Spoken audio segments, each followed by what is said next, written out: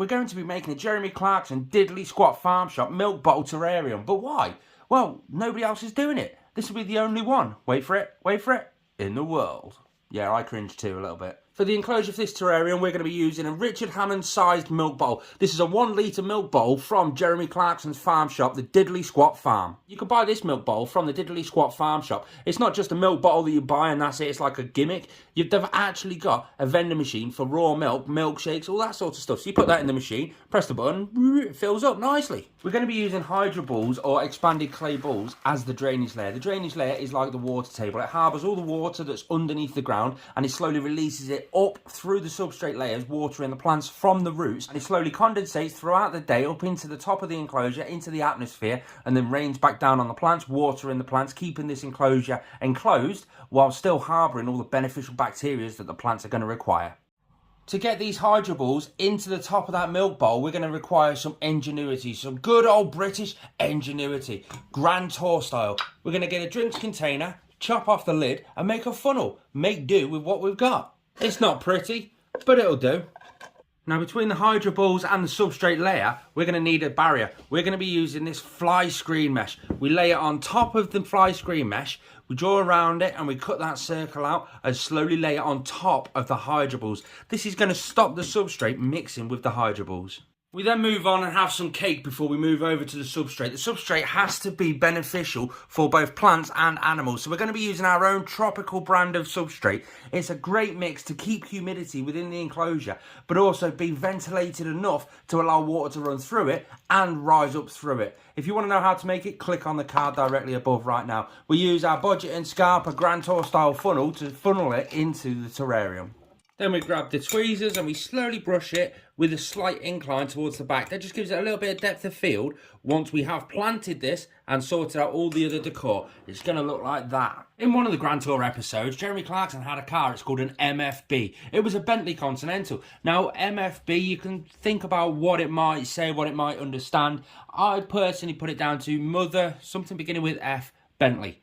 Use your own imagination there. We're going to attempt to build one and put it in here. Now, we don't have a Bentley. We have this Mustang. It's even got a little Mustang thing on the front there, where it's a police car. It's only fitting to stick a police car in there that we're going to actually paint and do up to be an MFB. So we take these sirens off just because you have to take the sirens off. Just because. You don't want it to be a police car, do you? We've got some acrylic paint and we're going to be actually painting this in the colour Mocha. It's an acrylic paint, so it's going to be safe for the animals and the plants when it does eventually go in there. We're just going to grab little bits, cover the whole car in this brown paint and let it cure. And hopefully it's going to look like an MFB, in theory. It's definitely turning out to be a paint job that Richard Hammond would be proud of, James May would be disgusted with, and Jeremy Clarkson would just live with.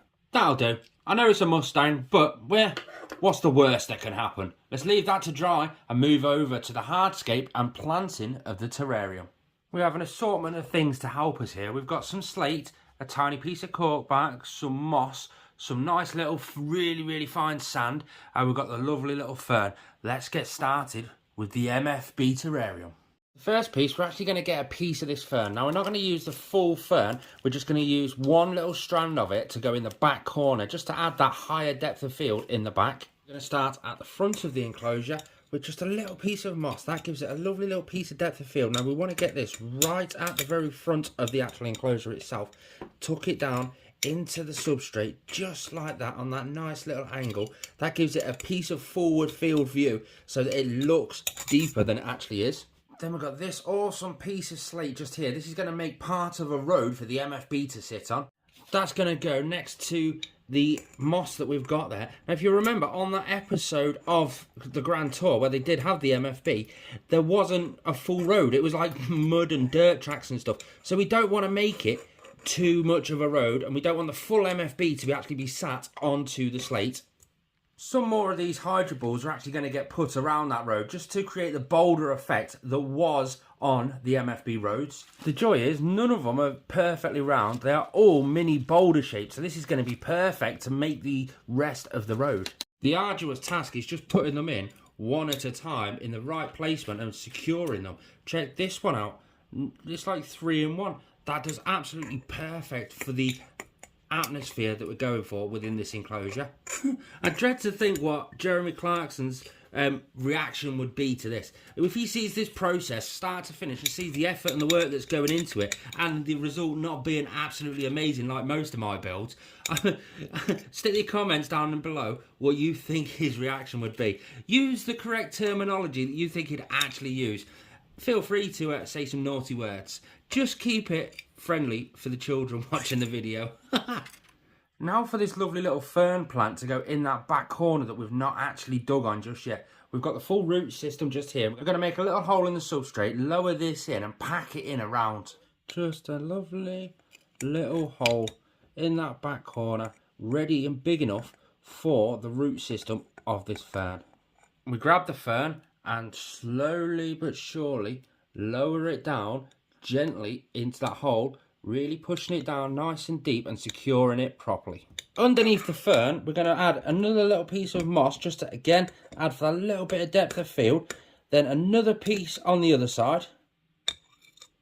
Then it's time to see if our fake MFB will actually fit through the hole on the milk bottle.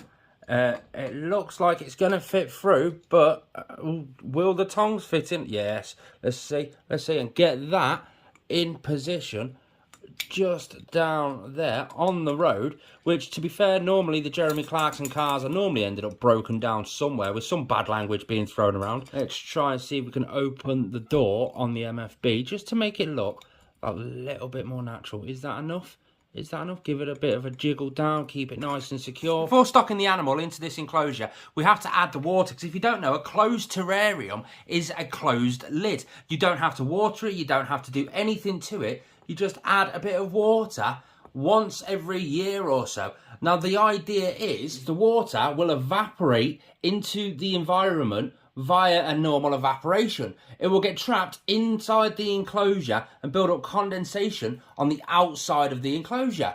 That condensation later through the day, when the temperature starts to cool down, will come back down onto the top of the enclosure. The animal breathes out carbon dioxide. The plants clean up that carbon dioxide, providing a clean air for the animal to live in, for the plants to thrive in. It's an enclosed terrarium. The lid acts as our ozone layer. The animal that we're actually putting in here, we're going to put one or two of them in here just to see how they get on. You can see underneath some of this, there's one all the way down there. Giant. Oh, come here, come here. Ah. Come on, mate. Come on, you're going into a Jeremy Clarkson house. Get here. Oh, what's the worst that can happen? How many times have you heard that say? Giant orange isopods.